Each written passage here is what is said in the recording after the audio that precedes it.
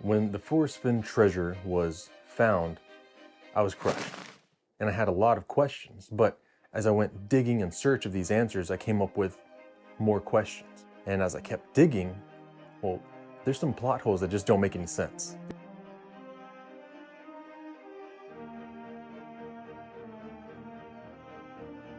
If you don't know what the Forrest Fenn treasure hunt is, then I'll link a video at the end of it, but I'll try to describe it as fast as possible. A rich old man wanted to leave a mark in the world because he was dying of cancer, but he beat cancer and hid the treasure anyway. He wrote this book and inside of it a poem which was supposed to lead you to the treasure. So let me start out by saying I could be 100% wrong about this, but in my time of having a brain, if it quacks like a duck, walks like a duck, and smells like a duck, what is it? Shoot the duck! Shoot the duck! It's typically a duck. So when I read about it, I had all the same questions as everybody else. Who found it? Where was it? What were the clues that led you to it? And how did he manage to piece this puzzle together? And originally I had a lot of positivity for the person that found it, because even though I never got to go out and find it or look for it even, there was some sort of validation that it was at least real because somebody went out there and they did find it. So I wasn't out there just looking for nothing, but I never even got to go out there and look for it. So who found it? His name's Jack Steuf, and he said that he had went on 20 trips in total before he allegedly found the treasure. And I use the word allegedly because the more answers I looked for what he had supposedly accomplished, the more questions I had. So let's kind of treat this like a criminal case, and we need a motive and a means for what I'm accusing him and Forrest of doing. So what is it that I'm accusing them of doing? Falsifying the end of the treasure hunt known as the thrill of the chase. All right, so let's talk motive. Why would Forrest want to end his treasure hunt prematurely? Well, that's a pretty easy answer. His family was in danger.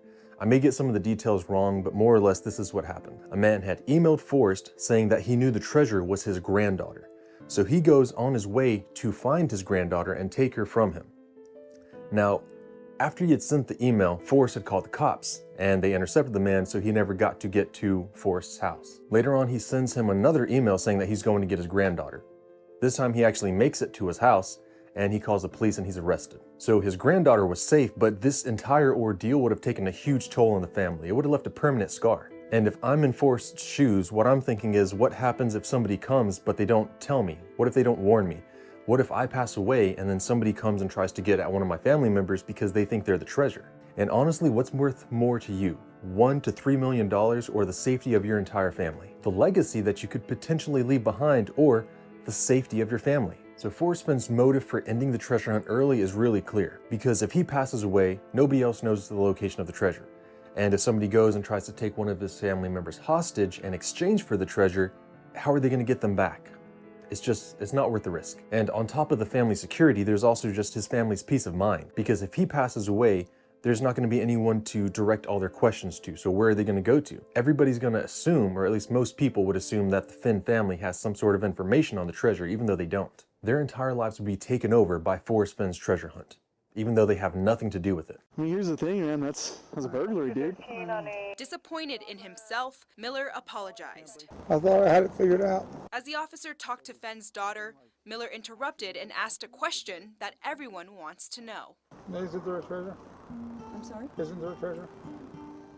Santa Fe police say a few people have broken into Fenn's home in recent years looking for the hidden treasure. So looking at it from his perspective, he probably has these two thoughts. I can leave my treasure unfound and have an incredible legacy, but my family's going to be tormented. Or I can end the hunt prematurely and be there to reassure everyone that the hunt's actually over. That way my wife, my kids, my grandkids, and all of their kids are going to be safe, because nobody's going to come looking for something that's already found. And honestly, if I was in his shoes, I definitely would have ended the hunt, because there's nothing more important to you than the safety of your family. So from there, what are his options?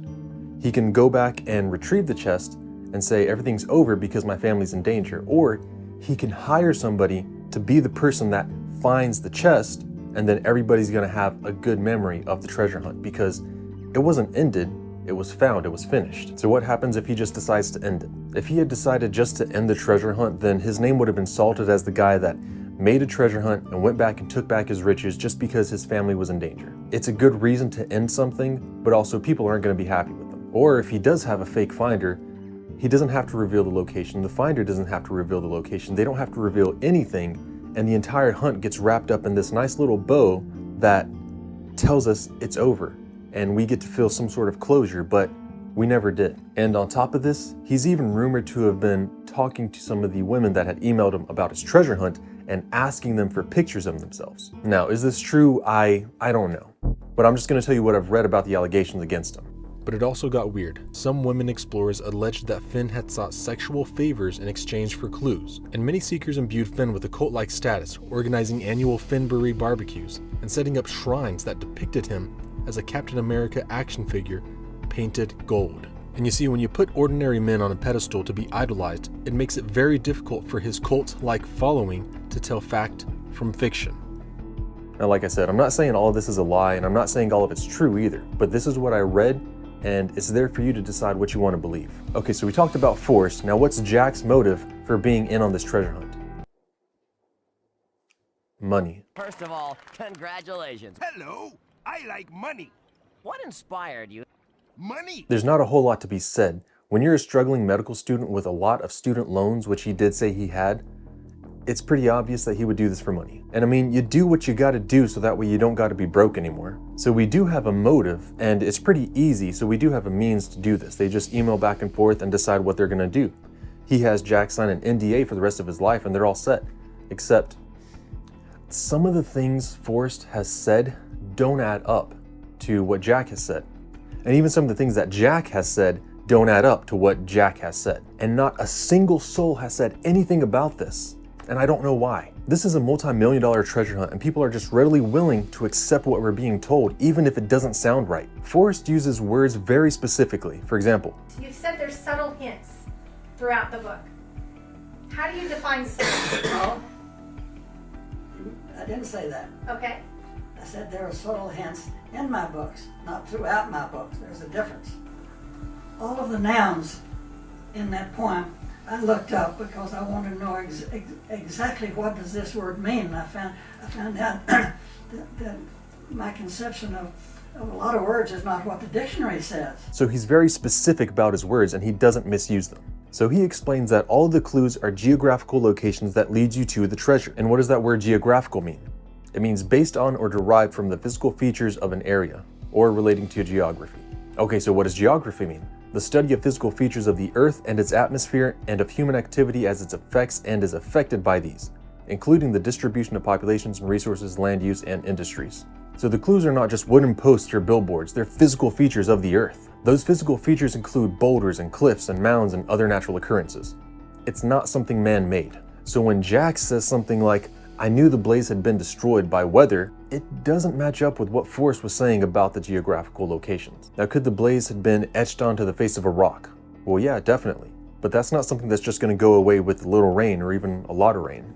Even if the blaze was etched onto a tree, it would take decades before the tree was able to heal over and hide that blaze. So that's strike one for Jack. He claims to know everything about how to find the treasure, but he doesn't even understand the concept of what the blaze was supposed to be, a geographical location. Later on, it's revealed that Jack has two pictures of the treasure that we've never seen. He took a picture with it in his hotel room, and then he also took another picture with it in his car. These two pictures have never been seen. Now, will those pictures ever surface? Maybe one day.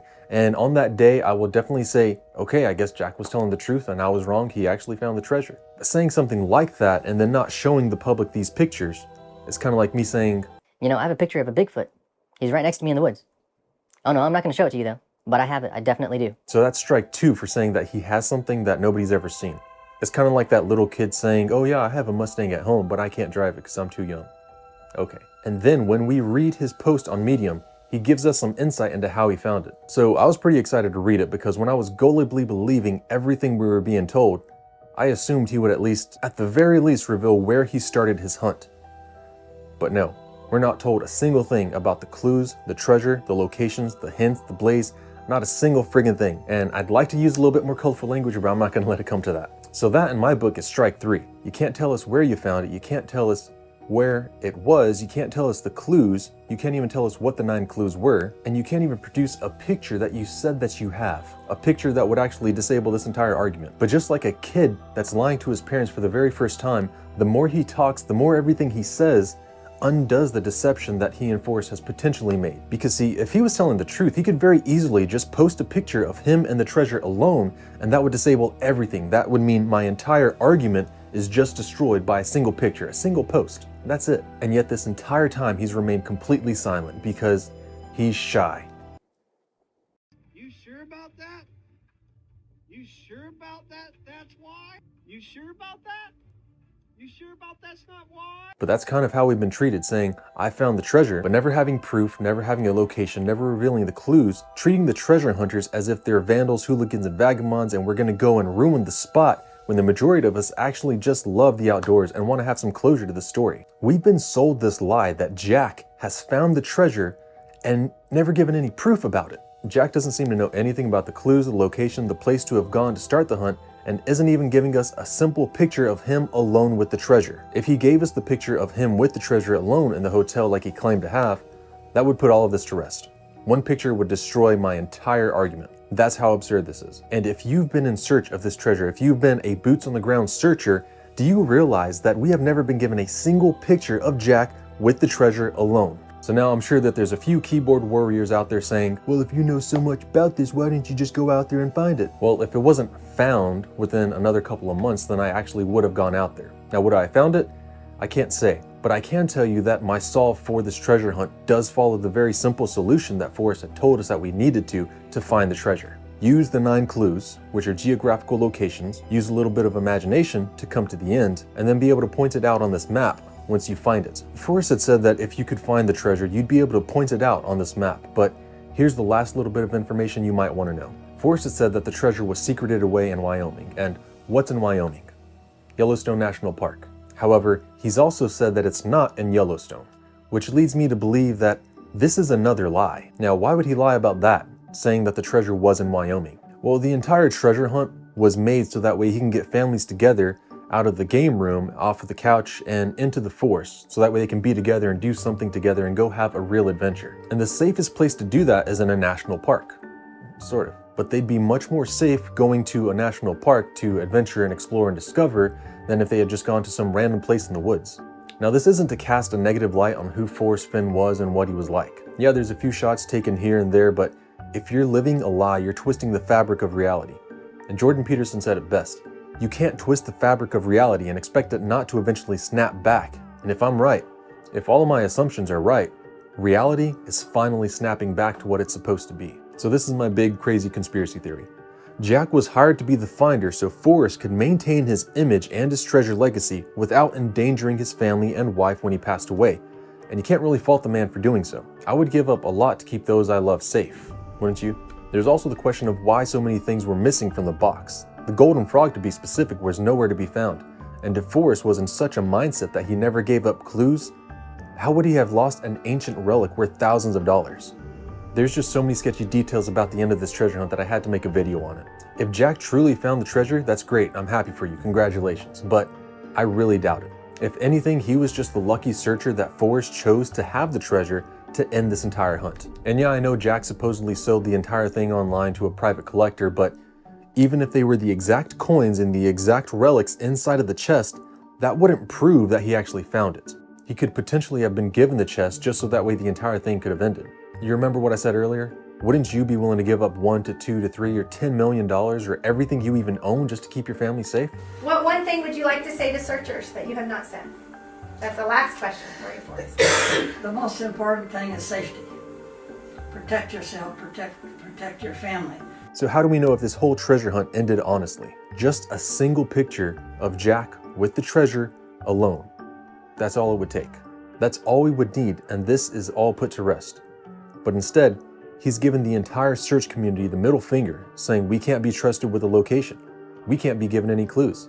We can't be given any closure, despite some people having moved to the Rocky Mountains and spent tens of thousands of dollars to go on this hunt, and yet we are all unworthy. That's why I wanted to make this video, because I truly don't believe the hunt was ever ended properly. I believe Forrest did end the hunt, but not that the treasure was ever found. And any one of these things individually, you can really just dismiss.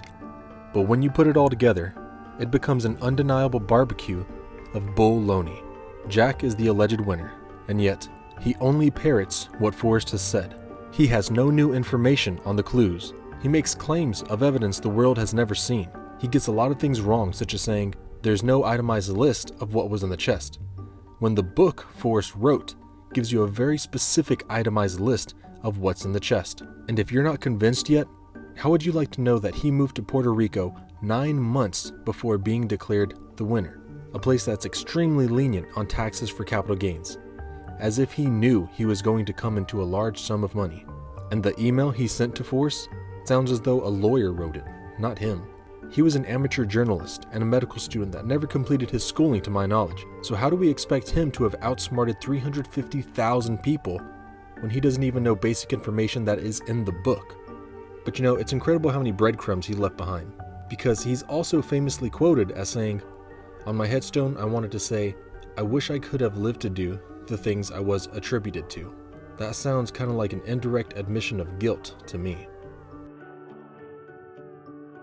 Now, I could be way off with these assumptions and opinions, but everybody has them. And for me personally, I've just never felt like all of this actually ended the right way. We don't need to go to a location to know that the treasure hunt's over. If you just told us the location, we'd be fine. If we just had a picture of Jack with the treasure alone, we would be fine. There's plenty of things that we could have been given and the entire search community would be happy. But at the end of it, I went back and I looked at some of the videos of these other searchers, and they all just seem so sad and so depressed because none of us were given closure. It's like an open wound that won't heal. If you can't heal, you can't get over it, you can't move on. But one question that we've all been wondering, where was the treasure? Well, that's going to be a special video that I put up only on Patreon. I'm giving away all my thoughts on the poem, the clues, and where I believe to be the location of the treasure to truly be. So go check that out. You get 7 days free, so if you want to just watch it and leave, then feel free to do so. Otherwise, check out this video YouTube seems to think you'll love, and I'll see you there.